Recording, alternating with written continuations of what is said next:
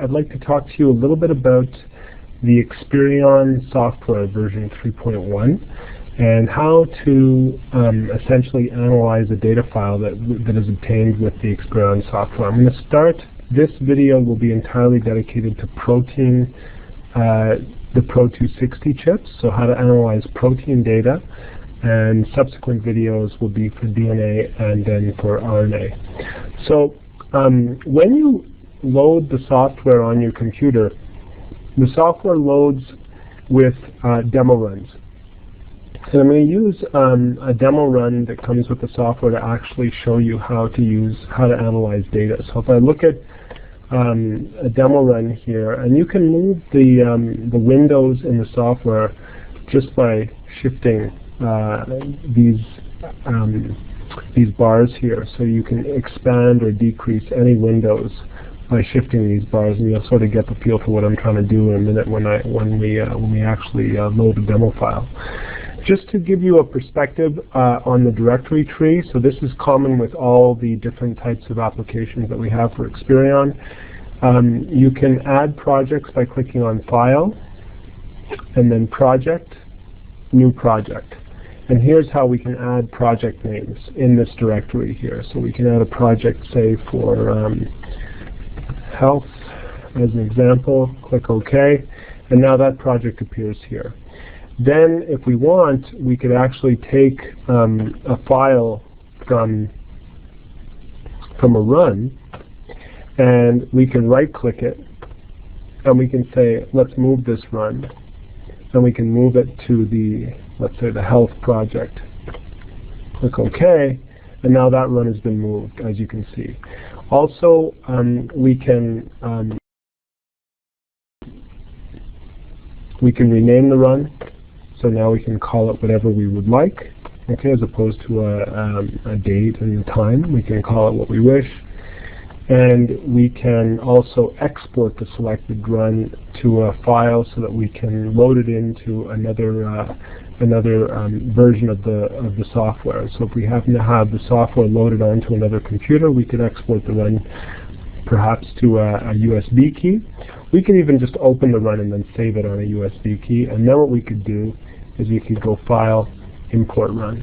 And we can import runs as well into this directory, and then move them around or change them or whatever we want. So definitely in this software, right-clicking is your friend to be able to make changes. I'm right-clicking to get this directory here, and you can easily then organize the files that you've made. Now, what else can we do? So let's open up a run file. Let's open up the Pro260 internal standard one here. So I double-clicked on that, and it's going to open a file. And there we go. So now we have a file opened. And again, I can move this over to expand the windows here. So we can see that when we open up a file, we can look at individual lanes just by clicking on them here. So this is the ladder lane, the way the ladder would look. And then we can look at individual lanes. So this band here is associated probably with this peak. And what I'm doing is I'm right-clicking. So I can right-click on a band of interest, and it will show you the associated peak in the electropherogram. And in the results table, it will show me the respective data associated with that peak. Now, I'm not going to get into this right away. What I'd like to do is work my way through these tabs here at the bottom of the screen first. So if I go into the Settings tab, this is how you can actually see more or less data in your window. So if you want to see peaks that are lower, closer to the background, you can reduce these values here to see more or less peaks. So I'm not going to spend much time on these settings, only to say that you can adjust these settings. These are, but typically the default settings are fine if you use care with your kits to avoid photo bleaching the fluorescent dye that comes with the kits, and if you take care of aliquoting reagents and ladders and so on. If you take care of your reagents, then you should have very good, nice data according to the default settings in the software. If it does turn out that you have very faint peaks, particularly in your ladder, very faint peaks, then you would definitely want to reduce the values in these settings so that you can detect the latter. If you're not able to detect the latter, then you will not be able to analyze the rest of the data, and that goes for all of the chips that come with the kit. You have to be able to detect the latter peaks. Now, if we go to run info, this is actually where you can enter in information about your run. So I typically, when I train with the software, I recommend for clients to not enter in these data for each sample until the end of the run, and this is where you do it. So you click on the Run Info tab, and you can enter in whatever information you want about each well, including sample name and sample description. You can also enter in concentration. So if you have loaded a standard, so a dilution series, a standard curve, you can enter in the concentrations of each of the standards. So, for example, in lane 1 we had 25 nanograms loaded, and then in lane 2 we went up to 100 nanograms, and so on and so forth. So, and you can tell the software that those lanes do in fact contain the standard at those concentrations. Then we have these two tabs, which I will discuss in a minute: protein search criteria and search results. Run summary. So it's asking me if I want to apply changes to run info, because I actually did double click on a window. So any changes you make in any of the tables settings, as an example, or any of the tables, you need to click apply to assure that they've been saved. Okay, so I didn't do anything, so I'm just going to click on run summary, and I'm going to say yes, I want to continue. Otherwise you could do something about that. So in the run summary tab, I see well ID. I see the sample name that I would have entered in run info. Right now these are the sample names, but I could change them here. I see the number of total peaks found per lane and the total concentration of protein found in each lane. So that's how run summary works. Not very useful data here. Really, it's the results table that has much of the useful information on a per run basis.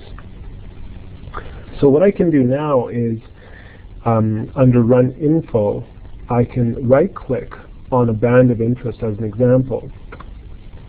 So I've right-clicked on this band. You can see I'm going from a crosshair to a target, and that's because I'm hovering over a band. And if I right-click, I get that pink arrow that appears over the band. It highlights the peak in the electropharogram and the associated line item for the data. So this peak is a band that runs at 99.49 kilodaltons with a concentration of 65.81 nanograms per microliter.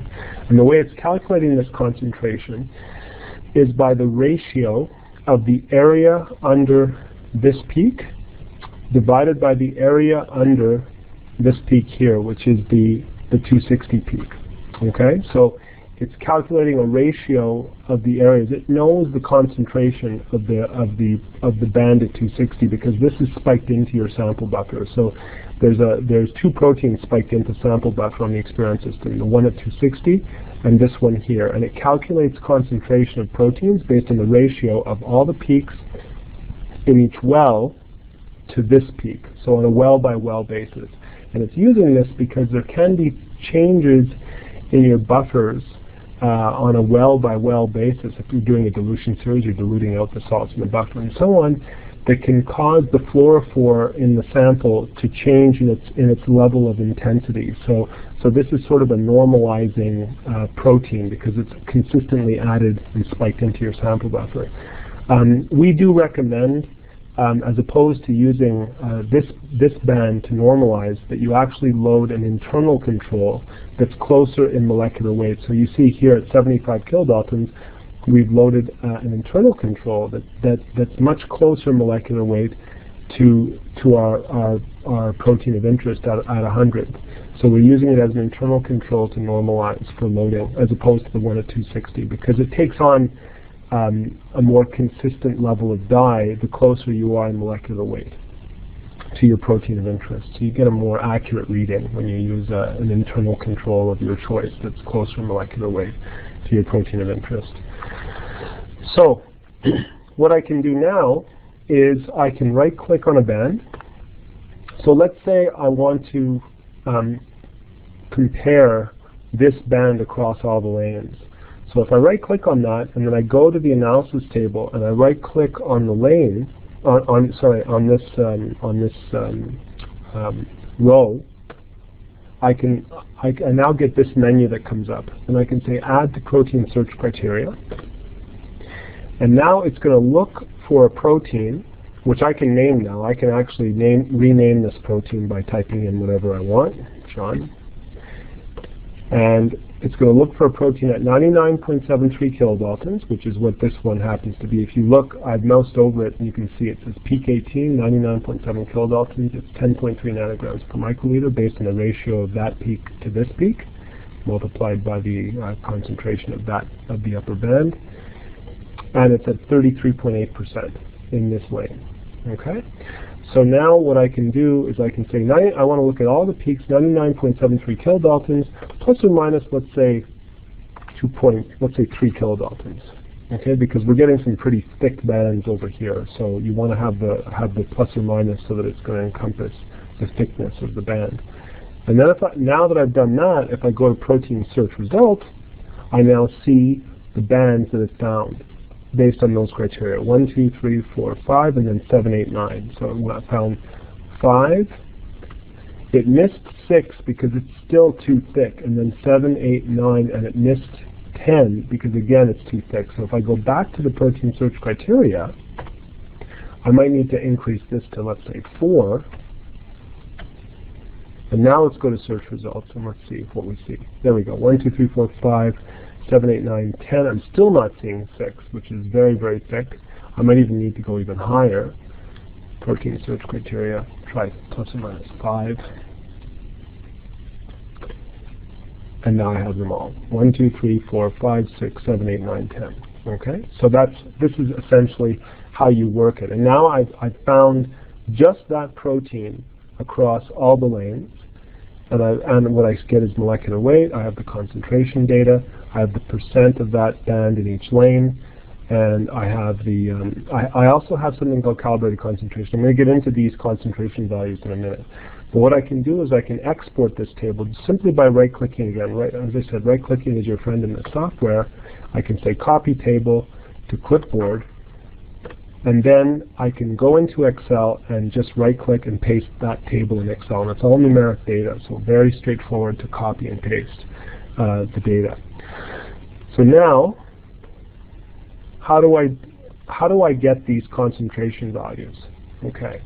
So what you can do is you can go to Analysis here. And under Analysis, if I go to Internal Standard and Protein Calibration Curve, here's where I can enter standard information. So what I can do is I can say, let's say what I want to do is just calculate. So I'm going to close this window here. First of all, in this window it gives you instructions on exactly what to do.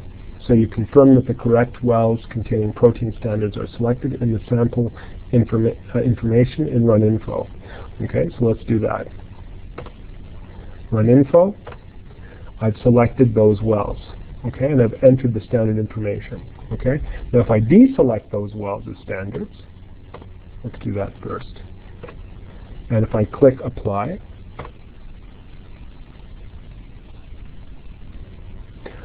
and I go into Analysis and Internal Standard, I now don't see a standard curve anymore because the software doesn't know that you have standards in there. If I deselect this value, use user internal standard,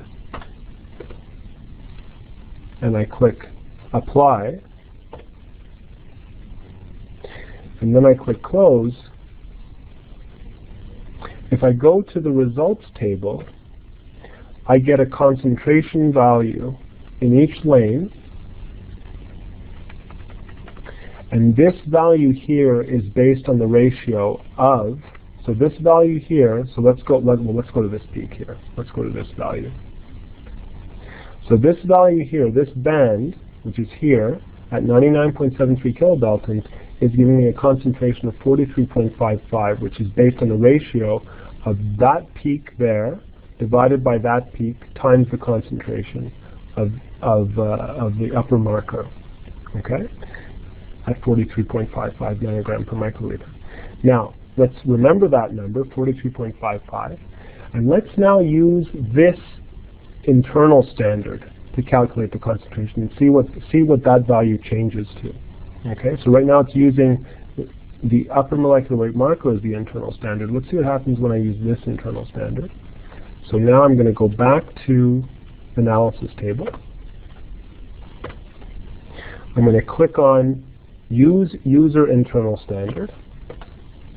And now it's asking me, what's the molecular weight of the user internal standard? Well, we know, if I close this, we know that the user internal standard is at, as you can see, peak 16, 73.4. It's approximately 75. Each of them are around there, 73.5, 74. So let's enter 74 just for argument's sake.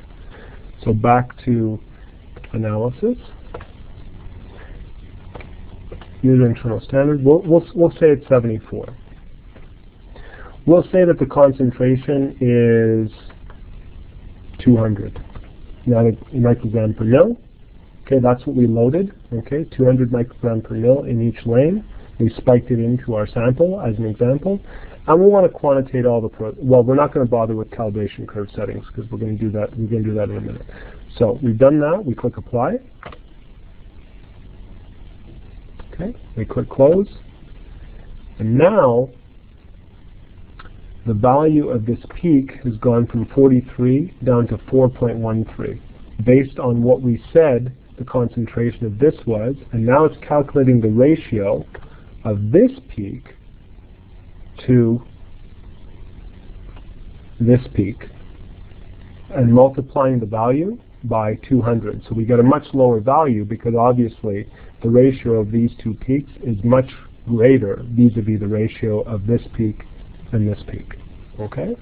So that's how the calculations are being done now. So it's converting this concentration to the internal standard instead of the spiked in the protein at 260, which is spiked into the sample buffer. All right, so now let's do a standard curve. So if we go back to analysis, oh sorry, we have to go to run info first. Tell the software that we have these lanes with standards, and those are the concentration of the standard. So we're going to use this as a standard curve. We're going to say apply. Now we go to analysis, internal standard, and now we have a standard curve based on those values. And you can see it did a pretty good job. The R squared is 0.99. So now we're going to use the internal standard to normalize for changes in the fluorescence of the dye, and we're going to use the standard curve to calculate concentration of our unknowns, and we're going to quantitate all the proteins in all the lanes using the standard curve. There we go. And you can decide whether you want to use go through the zero or you want to use just a linear regression without going through zero. I'm going to use y equals mx plus b. And then we click apply. There we go. Click close. And now we've calculated, if we go to results table, we've calculated for this lane a concentration for each band. And if I click on this band, this is, so you can see this band has become an internal, a standard curve. That's what that symbol means, and this is for internal standard. So it's going to calculate the concentration of all of the unknown proteins. So if I go to these last lanes, which are not internal standards, you can see that it's calculated this using the standard curve at 217 and using the internal standard at 64. So there can be big differences. Now, like I say, I don't know what the concentration of this protein is. I just entered in an amount of 200. It could very well be three times more than that. could be 500. I think it was 500 actually, and then those values would be very, very similar. Okay? So that's how you use both an internal standard and the standard curve to calculate the concentration of unknowns. And what I recommend is to find a couple of proteins that actually match, run very close in molecular weight to your unknown. Let's say we had an unknown here. We could use those two proteins, which are pretty close, and we could run one as an internal standard and one for a standard curve, and we could get our data. So that's how you use the software to do these kinds of calculations.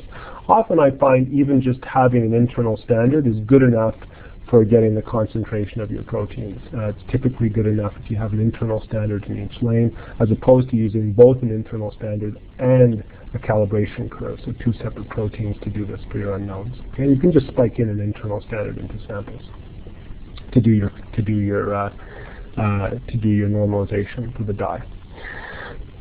So that's how you use the software to do those calculations. It's a little bit can be a little bit complex, but it's easy once you get used to going back and forth. Another nice thing you can do with the software is you can go into analysis, and what you can do is something called a compare run. So if you click compare run, so I'm not going to save this data. Now I get this compare run window where I can enter a name. I can enter where I want to put this compare run. Let's say I'll put it in the Ag Canada project. One of the projects is called Ag Canada. There it is.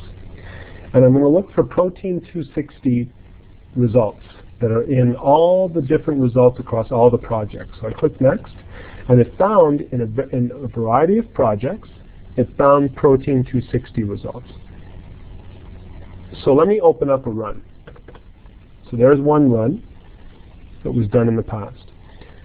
Now, of course, I didn't label the wells well, so I have no idea what's in these wells. But what you need to do is put a ladder into your compare run. A ladder from any experiment, because the ladders are all lot verified, so they should all be very similar. Put some samples in. Okay, so let's say I wanted to use these samples from this chip. And let's say I wanted to also show samples from this run. And I believe you can make a chip of up to 40 samples. This was actually another compare run. As you can see, there's a lot of samples here. So let's say I wanted to use all these samples. So I can even do compare runs of previous compare runs. So I'm going to make a chip out of all of these. Click OK. So it's creating the compare run. Done. And there we go. So now I have a compare run of a number of different lanes of samples that I can compare exactly as I did before. Now, the raw data the final calculated data that's in here is based on the chip that lane came from. So you can't